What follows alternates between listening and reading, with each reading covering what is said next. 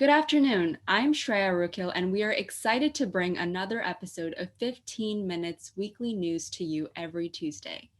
The Returning Youth Initiative launched this program to briefly update all of you about the initiative nationwide. The founder of this initiative, Dr. Surajit Khanna, is a servant of the underserved, a child safety advocate, and the voice of the voiceless. This initiative helps young adults who come out of incarceration, as well as high-risk individuals, restore their lives and be brought back into society. In the second episode, we have the pleasure to have Dr. Khanna in the studio to highlight us on the initiative. Also, we have Dr. Khanna's executive assistant, Valley Anderson, who will share some highlights about the initiative also. Welcome, Dr. Khanna. How are you? Could you please tell the audience what's happening nationwide? Good afternoon, Shreya. I'm so glad to have back on the second episode of this wonderful news of the week. Well, this week's highlight is, as you all can see the Valley share the screen here, we accomplished quite a bit. We restarted our Stroudsburg, Pennsylvania, which is in Monroe County. What does the restart means? Well, we used to have Stroudsburg long time ago in 2020. Unfortunately, due to pandemic and due to a lot of things, we had to kind of close it, take it to a back burner. But now we restarted this last week, and this is the office which we are just renting, and the county manager for this is Willie Sanders, who will run this office. And also at the same time, we're going to work with the entire national initiative to kind of give all the perspective how to structure this Monroe County. In Monroe County is actually, it is in West Pennsylvania towards the Pocono area, if you all are familiar with Pocono is, and Stroudsburg is one of the city in that Monroe County. Monroe County is very, very highly crime for the young adults, and the recidivism is very high. So we originally decided that we will definitely go to that area and start there along with Philadelphia and other locations which we have. The second point of this week's news is we were successful in starting our first time ever Friday job skill workshop and Bible study along with Pastor Paul, Ryan Fagan, Valley Anderson, Christine in this particular church. Maybe Valley can highlight a little bit about the church, the background, where the church is, and what this church and Pastor Paul really does in this weekly workshop. Valley. Well, this church is in Tobiana, Pennsylvania. It's called Beginning a New Christ Temple, which is 80 miles outside of Philadelphia City. This workshop first started was for job skill training as well as quick Bible study at the end. It's not a handout at all. We do welcome everybody, but have like certain spots to fill. So there is a wait list at this time. We do offer food after the workshop and Bible study is completed.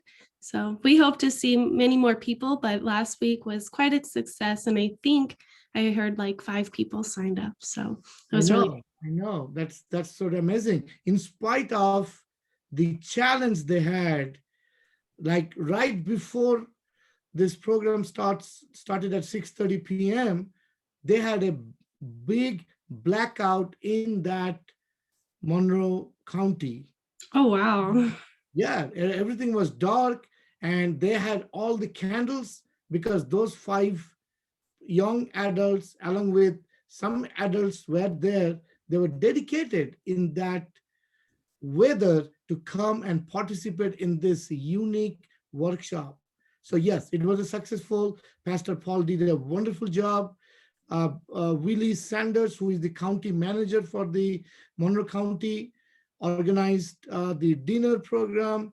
And everybody was great, along with our coordinator, Christine Lamp, did a wonderful job with having it in Zoom, so it was great. So Friday job skill workshop was great. And they ended up with a short version of Bible study. Also, I would like to share that in the same church, they dedicated one building for our safe haven. Wow, I awesome. think, Valley, you have more experience in starting and managing safe haven. Maybe you should tell the audience, what is a safe haven? Well, a safe haven is a place for young adults to come, network, study, learn new job skills or trade skills, just to come, meet new people and try something new, really, and have support while doing it too. And mainly it does not discriminate whether you are post-incarcerated or you are not post-incarcerated in that safe haven. This is the picture. Thank you very much, Valley, for sharing this wonderful picture to the audience. This is the building where the Returning Youth Initiative Safe Haven is being launched and will be starting. Weather permit, the Safe Haven will be having a weekly program on Monday through Friday basis, and Pastor Paul will be administrating this program. Thank you again, Valley, for sharing this wonderful picture. Mhm. The next point, which I would like to kind of excite to share is, I hope everybody knows where Gary, Indiana is. Shreya, have you ever heard of Gary, Indiana? Gary is a town, is one of the famous town in those days, not few, maybe 60 miles or less than that from Chicago. It is still known as a suburb of Chicago, but it's not in Chicago, it's not in Illinois, it is in Indiana. Gary is famous for a lot of things. I'm not going to go about that, but in this news today, what I would like to share is that in Gary, Indiana, we are starting to have a dialogue along with our regional director Ryan Fagan to start a safe haven in Gary, Indiana. So the Chamber of Commerce president Chuck Hughes, who is very much embracing this idea because Gary really needs our initiatives, safe haven, and also we are going there with some type of business so that we can start our office in Gary, Indiana. So that's actually me personally, along with Ryan Fagan, were there last week and tried to look at different places in Gary, Indiana and see how we can start this particular initiative there. Here you go. This is the picture of the City Hall of Gary, Indiana. Valley just sharing this. So if you all don't know where Gary, Indiana is, you can Google it and find out where Gary, Indiana is. I'm very excited that we're going to start that with Ryan Fagan taking the lead in that. And then Valley also promised she's going to go and help to set up this safe haven along with Gary, along with Ryan Fagan and Chuck Hughes. Thank you, Gary. Thank you, Valley, again. My pleasure. Last but not the least, which we launched since last 2 weeks, and I'm going to continue to share this because it's a unique program. Any initiative would ever thought of launching it, that is called the Bridge to Faith program.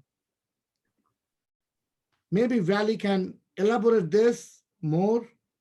What does audience like to know? What is this Bridge to Faith program, Valley? Well, the Bridge to Faith program is a program designed to help post-incarcerated as well as high risk or really anyone get back on the path get back on a right path in faith. So we have Pastor Paul who's running that with Christine Lamp. They're doing a great job. So yeah, do you have more to add on that, Dr. Kana?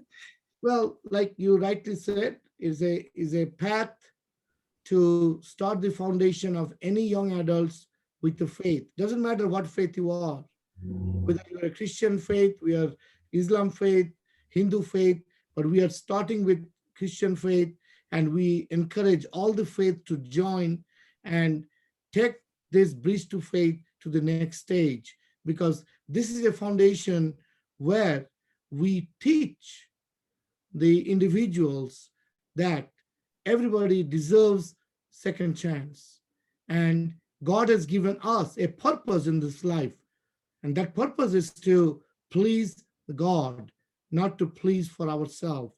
That's the faith-based program which we launched first time in Tobyhanna, and already Valley shared the picture of me and Pastor. So we did that. It is successfully going on, and we are going to take this to all the states and the counties in United States. That's all I have today for this week. And again, if we want to kind of conclude this, Valley, you want to post the news again? This week's news is that we restarted Stroudsburg. Then we had the Friday job skills workshop with Bible study. Then we had the Safe Haven at Tobyhanna, Pennsylvania. And then we negotiated our Safe Haven facility in Gary, Indiana. And then last but not the least, the Bridge to Faith program is going on very well. Again, thank you very much. Stay tuned. God bless. Thank you, Dr. Khanna and Valley Anderson, for sharing with us this amazing progress. Again, I'm Shreya Rukhil from 15 Minutes Weekly News of the Returning Youth Initiative. Thank you very much for listening to this weekly news. In order for you to know more about this initiative, please visit us at returningyouth.com. In addition, please don't hesitate to reach out to us at 844-375-4266 or through the Returning Youth website with any questions. Again, that number is 844-375-4266. We will see you again next Tuesday. God bless.